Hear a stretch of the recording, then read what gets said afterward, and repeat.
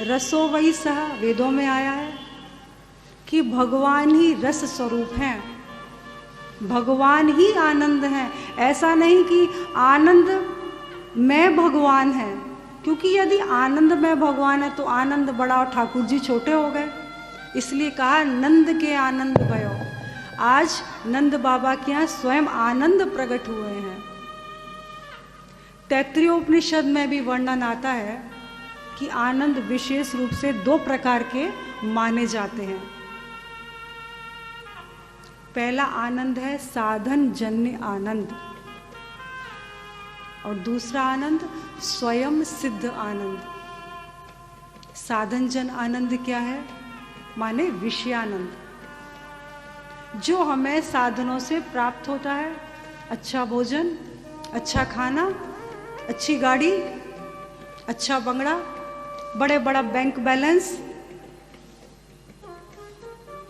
और इसमें जो उत्पन्न भ्रम है ना, उसको सुख मान लेना। लेकिन हम यह भूल जाते हैं, जिस दिन ये साधन समाप्त, जिस दिन मोटर गाड़ी फेल, आपका आनंद भी फेल। जिस दिन भोजन नहीं मिला, आपका आनंद खराब। तो ऐसे ये तो आनंद हुआ ही नहीं। आनंद तो स्वयं सिद्ध होता है। आनंद आपको कहाँ मिलेगा? भजनानंदियों के पास, विरक्त बाबाओं के पास, योगियों के पास। आप देखिए, भजनानंदी जो होते हैं उन्हें किसी भी विषय वस्तु की आवश्यकता नहीं है, ना मोटर गाड़ी चाहिए, ना सुख विलास का कोई सामान चाहिए, कुछ भी नहीं चाहिए, और वह सदा अपने आनंद में मस्त रहते हैं। तो इससे यह बात प्रत्यक्ष रूप से साबित हो जाती है कि आनंद तो हमारे हृदय में ही व्याप्त है। ऐसे आनंद स्वरूप भगवान ब्रह्मा जी के रूप से सृष्टि की रचना करते हैं। भगवान विष्णु के रूप से सृष्टि का पालन करते हैं, और भगवान शिव के रूप से समय समय पर संहार लीला करते हैं। ऐसे तापत्रय विनाशाय श्री कृष्णाय नमः, तीनों प्रकार के तापों का नाश करने वाले। तीनों प्रकार के ताप क्या? आदि दैविक, आदि भौतिक और आध्यात्मिक। अगर तीनों प्रकार के तापों को नाश करने की किसी में शक्ति है तो वो मेरे गोविंद के नाम में है। भगवान के नाम में इतनी शक्ति है कि जब मनुष्य आर्त होकर भगवान को पुकारता है, दुख में, विपत्ति में, शोक में, अपमान में, उद्वेग होने पर, चिंता होने पर, तब भगवान के साथ उसके हृदय का तारतम्य स्थापित होता है और उसको परम शांति, परम आनंद का अनुभव होता है। किंतु हम सभी एक भूल करते हैं कि दुख में तो भगवान को बहुत आर्त होकर पुकारते हैं और सुख में पूरी तरह भूल जाते हैं। दुख में सुमिरन सब करे, सुख में करे ना कोई। जो सुख में सुमिरन करे तो फिर दुख काहे को होए। निरंतर भगवान के नाम का, रूप का, लीला का, गुणों का, धाम का निरंतर चिंतन करना चाहिए। आगे श्रीमद् भागवत जी में वर्णन आता है, श्रीमद् भागवत के प्रमुख आचार्य परम पूजनीय श्री सुखदेव जी महाराज के विषय में। यम प्रव्रजंत मनुपेत मपेत कृत्यम द्वैपायनो विरह कातर आजुहाव पुत्रेति तन्मयतया तर्वो विनेदुस् तं सर्वभूत हृदयं मुनिमानतोस्मि। आहा हा, श्री सुखदेव जी महाराज जिन्होंने माता के गर्भ में 12 वर्षों तक वास किया, जब वो बाहर नहीं आए तब वेदव्यास जी महाराज कहते हैं, पुत्र तुम बाहर आ जाओ क्योंकि तुम्हारी माता को बहुत कष्ट होता है।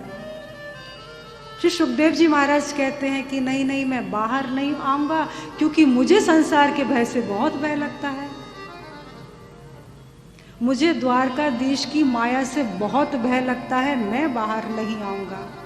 तब मेरे गोविंद के आश्वासन देने पर कि तुम्हें माया स्पर्श भी नहीं करेगी, श्री सुखदेव जी महाराज बाहर आए। और वो तो बाहर आते ही वन को प्रस्थान कर दिया उन्होंने। जन्म से ही सन्यासी है ना, मुंडन कराने का अवसर तो वहाँ होता है जहाँ केश आ जाए। तात्पर्य, संस्कारों की आवश्यकता तो वहाँ होती है जहाँ संस्कारों का अभाव हो, या तो पहले से ही त्रिगुणातीत हैं, रजोगुण तमोगुण सतोगुण से परे हैं, जो अजानुबाहु हैं, दिव्य आभा मंडल है जिनका, दिगंबरम वक्त विकीर्ण केशम। ऐसे सुखदेव जी महाराज आगे आगे वन की ओर प्रस्थान करते चले जा रहे हैं और पीछे पीछे उनके पिता वेदव्यास जी महाराज पुत्र को निरंतर पुकार रहे हैं, अरे पुत्र लौट आओ, पुत्र तुम लौट आओ, वन को मत जाओ। मैं तुम्हें विश्वास दिलाता हूँ कि मैं तुम्हारा लगन नहीं कराऊंगा, मैं बारंबार तुमसे विवाह की बात कभी नहीं करूंगा, लेकिन मेरे पुत्र तुम लौट कर आ जाओ। लेकिन श्री सुखदेव जी महाराज तो परमात्मा के चिंतन में लीन चले ही जा रहे हैं, और जिससे का मन एक बार परमात्मा के चिंतन में लीन हो गया, फिर उसे संसार का स्मरण कहाँ, संसार का पूरी तरह से विस्मरण हो जाता है। वेदव्यास जी महाराज बहुत आकुल व्याकुल अधीर हो गए। तब श्री सुखदेव जी ने उत्तर भी नहीं दिया तो वृक्ष उत्तर दे रहे हैं। अब हे व्यास जी महाराज, आप तो परम ज्ञानी हैं, सर्ववेद विशारद महाज्ञानी ब्रह्म ज्ञानी है। क्या आपको ज्ञात नहीं है कि आपका शुकी ही कितनी बार आपका पिता बन चुका है और आप इनके पुत्र, फिर भी आप इतना मोह से अधीर हो रहे हैं। यह सुनकर वेदव्यास जी को ज्ञात हुआ कि वास्तव में मेरा जो पुत्र है, सर्वभूत हृदय मुनि मानतोस्मि, सर्वभूत हृदय है, सभी के हृदय में निवास करने वाला है।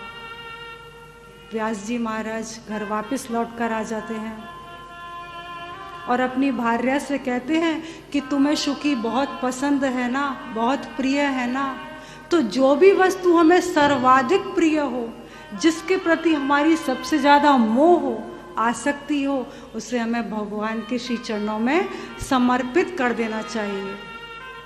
ऐसा करने से भगवान हमसे बहुत प्रसन्न हो जाते हैं। और भगवान को सबसे अधिक क्या पसंद है? भगवान का नाम संकीर्तन। इसलिए हम लोग थोड़ी देर भगवान को रिझाने के लिए, उन्हें प्रसन्न करने के लिए नाम संकीर्तन करेंगे।